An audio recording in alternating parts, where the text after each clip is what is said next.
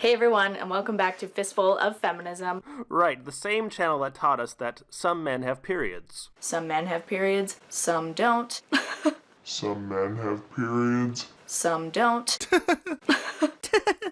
So you know we're in for a robust feminist argument. Robust feminist argument. Robust feminist argument. Robust feminist argument. Robust feminist argument.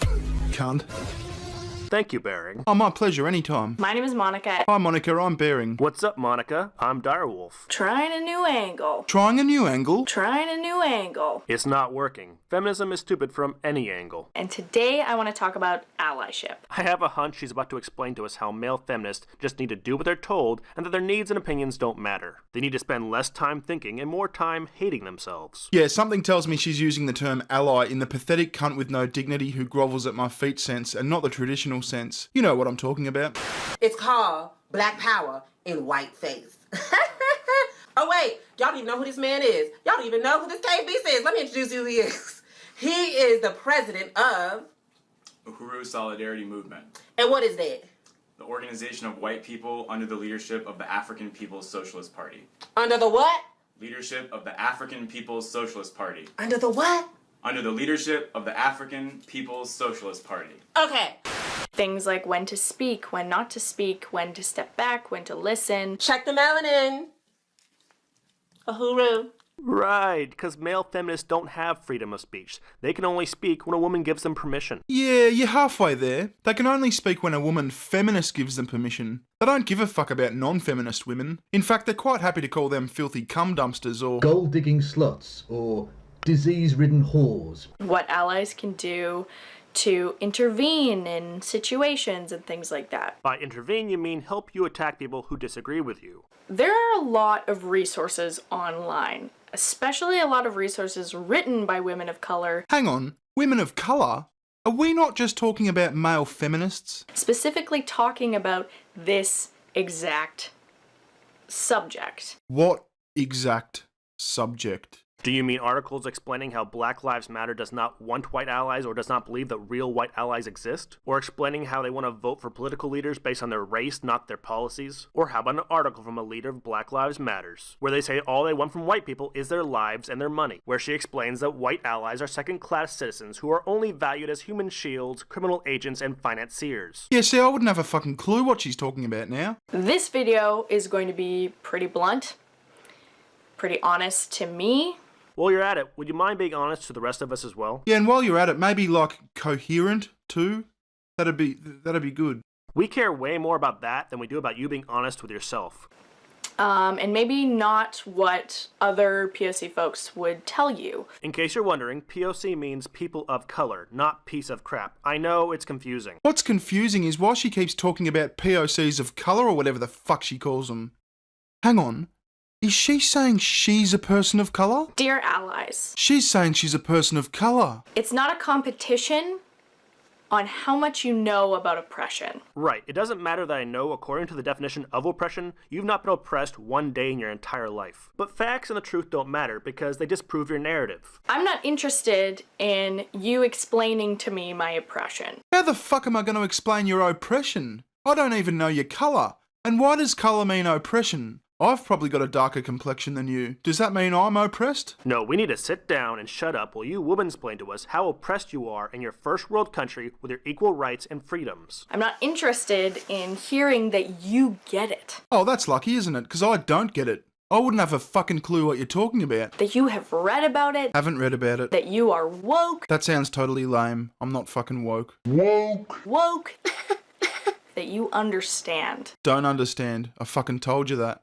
I'm interested in a conversation that will actually go somewhere, a conversation that actually centers my experience, if we're talking about my experience, or the experiences of women of color that we're talking about. Well, I hope you find someone willing to have that conversation with you, and I hope it goes really well. No matter how good of an ally you are, your opinions and your experiences do not matter. They do not care. You will always be a second-class citizen compared to them. Because, spoiler alert, feminism is not about equality. I don't care or want you to prove to me that you are woke. Woke? Or that you understand what I'm talking about. So for someone to be your ally, they need to be a quiet little self-loathing cuckold, completely devoid of interests, opinion, the freedom of speech, and autonomy. Why would anyone want to do that? Pussy. Male feminists get heaps of pussy.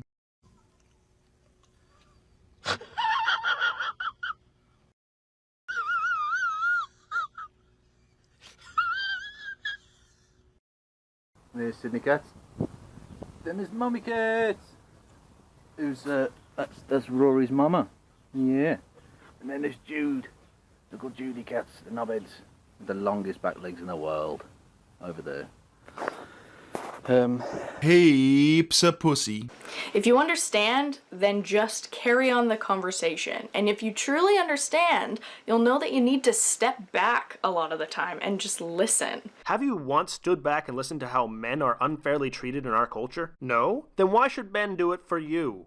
But true allies are looking to not put themselves in the center of attention. Because the center of attention is where you belong. Your feminism is not about oppression. It's about you getting the attention and entitlements you believe you deserve. Your egotism is nauseating. I second that. True allies are looking to be there to do the hard work that's necessary and to not have to prove that they've read the same articles as me, or they know what whitewashing is, or they know what intersectionality means. I don't care. Well, it looks like you and I might get along after all. I don't fucking care about any of that shit you just said either. I don't care. Could not give a single fuck. A true alliance is mutually beneficial support. If they are truly your ally, then you'll support them the same way they are supporting you. Alternatively, a relationship where one member is benefited and the other is harmed is parasitic. Your feminism aims to bring men down to raise women up. That means that your feminism is a parasite. Another thing that I think that allies need to hear is you don't always get to joke about the same things I get to joke about. What?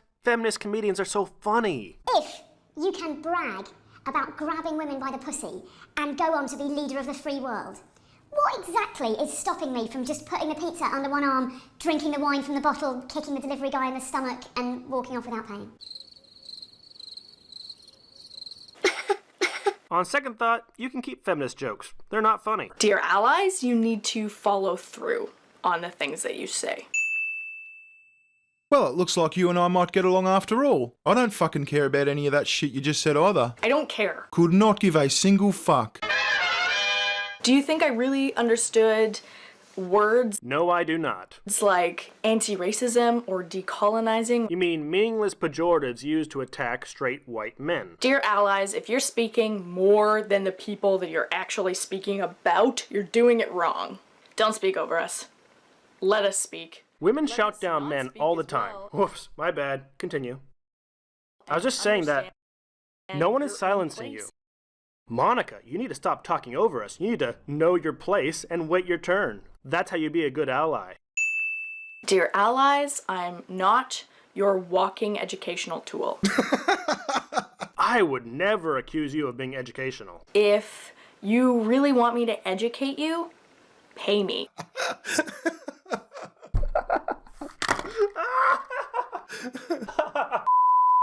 And I know that sounds kind of bizarre when we're talking about anti-capitalism and anti-oppression. She wants people to pay her to explain how she is oppressed. Can you imagine Coptic Christians in Egypt asking UN workers to pay them to hear how they're being oppressed by the Egyptian government? People who are truly oppressed do not try to capitalize or monetize their own oppression. People who are actually oppressed fight to be heard. Using knowledge for your own gain versus the gain of the people that you're actually supposedly trying to help is so fucked up. The whole point of trying to be an ally is understanding that it's going to be a really tough and bumpy road, but it's not as tough for you as it is for me. Yeah, because there's no men out there that have a harder life than a middle-class privileged American woman. There's definitely no homeless, hungry, or battered white men. And that's the most important thing, is that at the end of the day, if you are a proclaimed ally, you must acknowledge that your privilege will always save you and will always keep you safe. Take it from me, a guy who's currently deployed overseas, to give you the right to say the stupid things that you say. My quote-unquote privilege does not block bullets or mortars. It doesn't pay me any more, and it doesn't protect me from poverty. It doesn't protect me from violent crime. In fact, I have a much higher chance of being a victim of violent crime than you do. In fact, because of people like you, straight white men like me are one of the most hated groups in America today. And not because of something I've said or done, simply because I'm a straight white male. If this is what privilege is, you can have it. If you'd like to be an ally, put yourself out on the line for us, because we're already on the line doing the work that we do. Doing the work that you do? And what's that, pissing and moaning on the internet like a spoiled kid with a victim complex? You do realise that being online and being on the line are two different things, right? What an idiot. Thank you very much, Bering. After all this, I'm gonna need to get some chemotherapy. That's my pleasure, Wolfie. Even though I might look into doing the same thing. Cheerio. Direwolf out.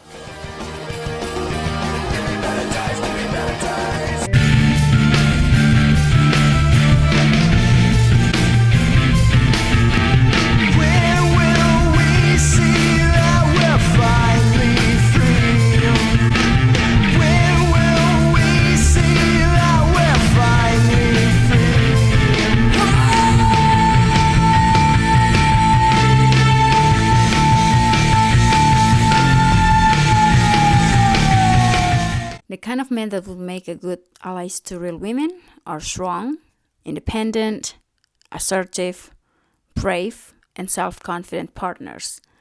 Anti-feminist women don't want submissive cocks to make us feel better about ourselves. We take care of our men's needs the same way they take care of ours. Thank you.